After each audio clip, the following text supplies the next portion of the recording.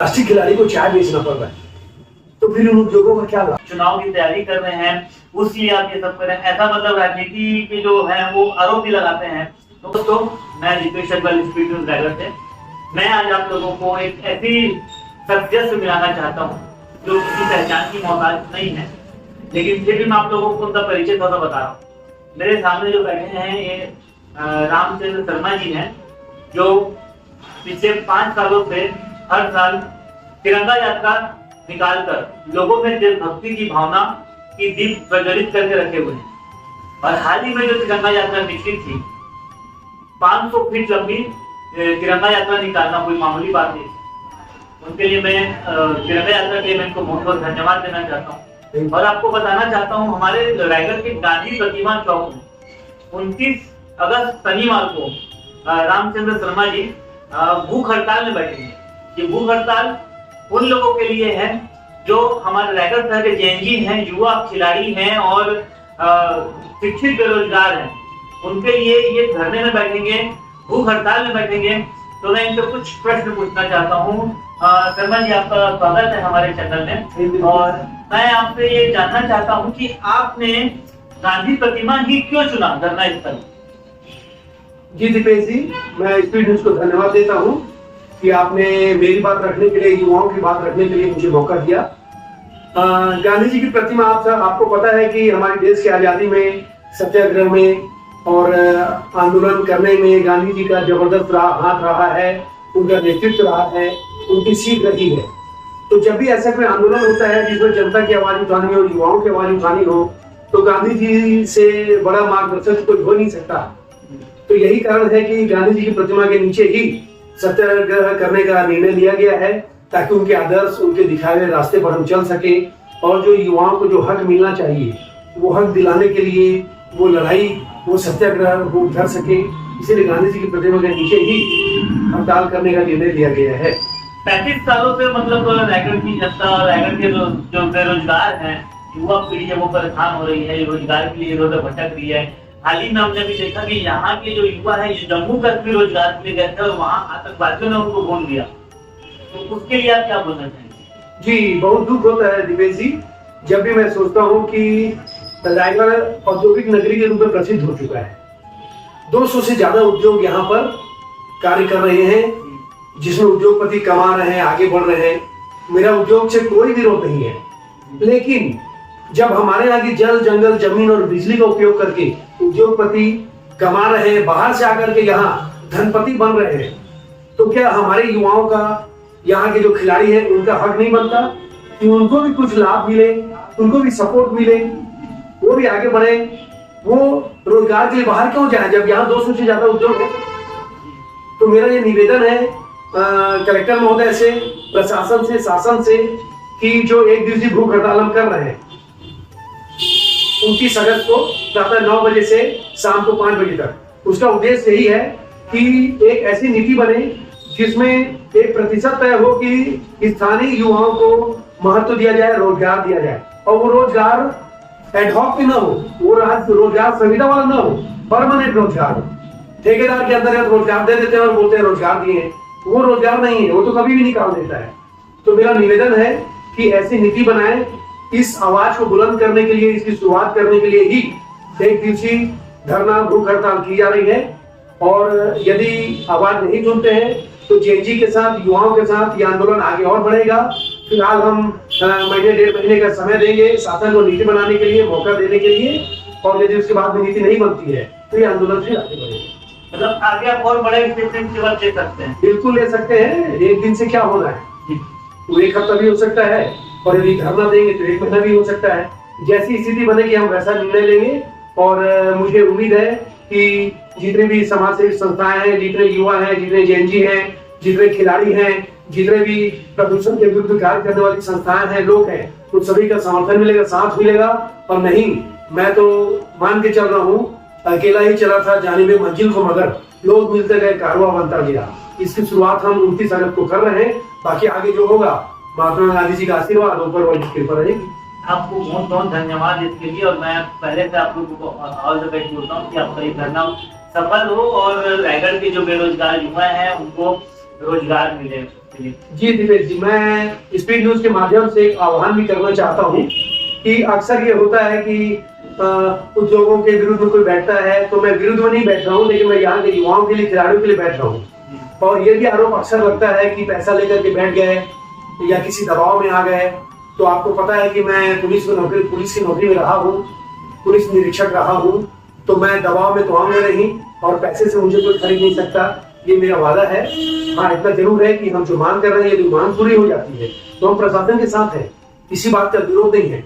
लेकिन तब तक के लिए मैं आह्वान करता हूँ कि युवाओं को, महिलाओं को, खिलाड़ियों को, समाज सेवी संस्थाओं को जो प्रदूषण के विरुद्ध लड़ रहे हैं, इस आंदोलन में एक पॉइंट ये भी है दिपेश जी कि प्रदूषण मुक्त रायगढ़ भी चाहिए, ये भी इस आंदोलन के हिस्सा है। तो मैं ये उम्मीद करूंगा कि सभी लोग आए और समर्थन करें। सुबह 9 बजे से 5 बजे के बीच में हमारे साथ आए, बैठे और दबाव बनाएं उद्योगपतियों पर और प्रशासन पर, ताकि वो हमारे लिए सही नियमावली बना सके, हमको रोजगार मिले, युवाओं को कहीं बाहर जाना ना पड़े और यहीं पर वो पुष्पित हो, पल्लवित हो, आगे बढ़े। लेकिन आपके जैसे कई विरोधी हैं, हर किसान के बहनों को विरोधी रहता ही है, आपके भी जो विरोधी है वो आप मतलब इसको राजनीतिक के चश्मे से देख रहे हैं कि चुनाव लड़ने के हिसाब से आप ये सब कर रहे हैं, या तो फिर मतलब चुनाव की तैयारी कर रहे हैं उसलिए आप ये सब कर रहे हैं, ऐसा मतलब राजनीति के जो है वो आरोप भी लगाते हैं। तो उसको आप किस तरीके से मतलब फिर जवाब देंगे? दीपेश जी, मेरा ये मानना है कि आरोप प्रत्यारोप तो लगते ही रहते हैं। जहां तक राजनीति की बात है, भविष्य का तो मुझे भी पता नहीं है। हाँ, इतना जरूर मैं मानता हूँ कि यदि कोई विधायक हो, मंत्री हो, कलेक्टर हो, तो उसके पास बहुत सारे अधिकार होते हैं, बहुत सारे पावर होते हैं। तो यदि कोई किसी क्षेत्र में जाता भी है और विधायक मंत्री बनता भी है, तो मेरा ये मानना है कि वो सेवा क्यों नहीं कर सकता। आज जो मुझे धरने पर बैठना पड़ रहा है और क्या पता भविष्य में क्या होता है, मुझे नहीं मालूम, लेकिन यदि मैं कभी राजनीति में गया भी और मैं किसी पद पर पहुंचा भी, तो मुझे लगता है धरने बैठने की जरूरत नहीं पड़ेगी। मैं सक्षम रहूंगा नीति नियंत्रण बनाने के लिए, नीति नियमन संस्था का मैं सदस्य रहूंगा। तो मुझे लगता है कि यदि किसी की सेवा के लिए, यदि आपको आगे बढ़ने के लिए, युवाओं को रोजगार देने के लिए, रायगढ़ के भले के लिए, रायगढ़ वासियों के भले के लिए यदि कभी राजनीति में जाना भी पड़ेगा, मुझे कोई ऑफर मिलता है, तो उस समय विचार किया जाएगा। अभी तो कोई ऐसी बात है नहीं, आगे क्या होगा ये किसने देखा है। और मैं ये भी कहना चाहूंगा कि यदि राजनीतिक ताकत वाले लोग आते हैं और वो इस आंदोलन का समर्थन करते हैं, तो यदि उनको भी कोई राजनीतिक लाभ मिलता है तो मुझे कोई आपत्ति नहीं है। हमारा उद्देश्य है, हमारी संस्था नवनिर्माण समिति का उद्देश्य है कि रायगढ़ वासियों का भला हो, यहाँ के युवाओं का भला हो, यहाँ के खिलाड़ियों का भला हो। उसके लिए चाहे वो भला कलेक्टर के माध्यम से हो, एसपी के माध्यम से हो, मंत्री विधायक के माध्यम से हो, शासन के माध्यम से हो या हमारे माध्यम से हो, होना जरूर चाहिए। मुझे लगता है मेरी इस बात से आप सभी सहमत होंगे, आप भी सहमत होंगे कि भला होना चाहिए भाई। यहाँ से 500 करोड़ 1000 करोड़ कमा करके लोग जा रहे हैं और हम हाथ में भीख कटोरा लेके घूम रहे हैं। क्या ये सही है? बिल्कुल सही है। यदि हम आंदोलन कर रहे हैं तो उसके पीछे जो उद्देश्य है वो रायगढ़ वासियों का भला है, ये मेरा कहना है। बाकी भविष्य में क्या होगा ये ऊपर वाला जानता है।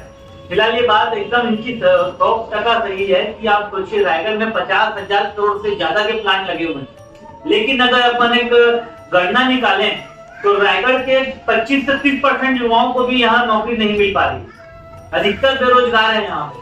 ये बात एकदम सही है और मैं आपसे सहमत हूँ इस बात से। और मैं एक चीज आपके लिए ये भी बोलना चाहता हूँ, आपका मोटो सिर्फ इतना है, मेरे सीने में नहीं तो तेरे सीने में सही हो, कहीं भी आग गले के लिए आग जल्दी चाहिए।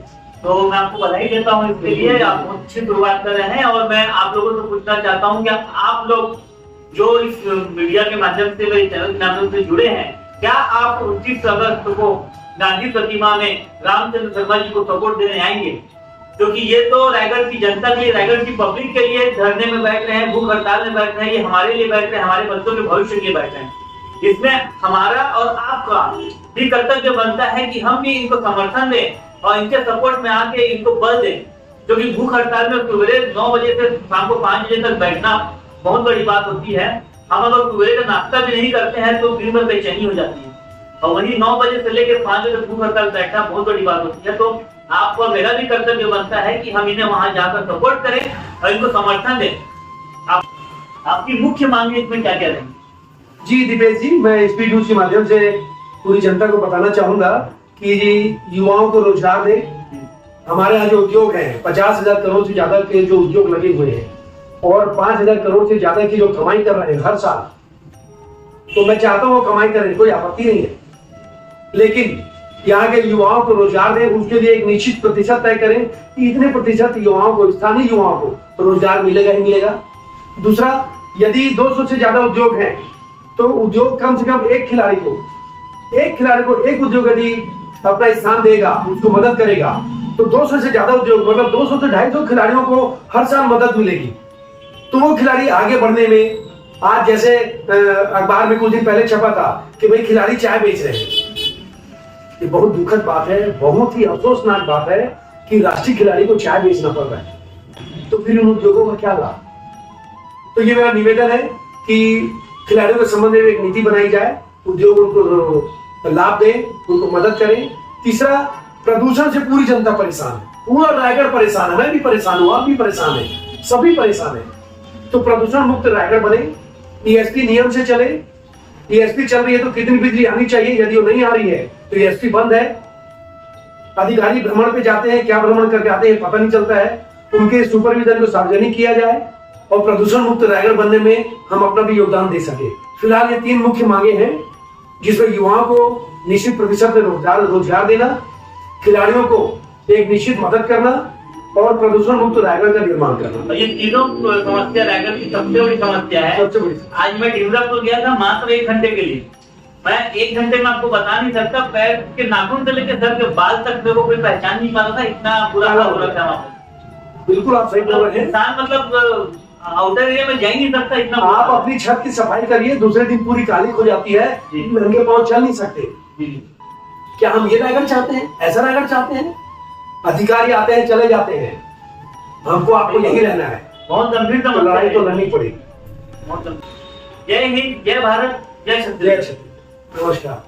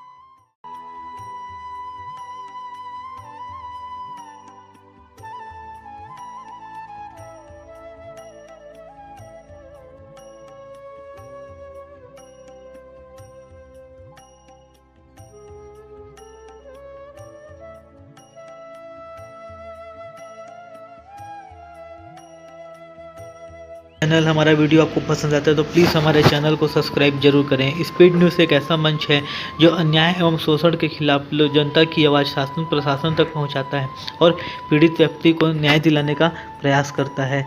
इसी के लिए हमारे चैनल को प्लीज़ दोस्तों सब्सक्राइब जरूर करें, प्लीज़।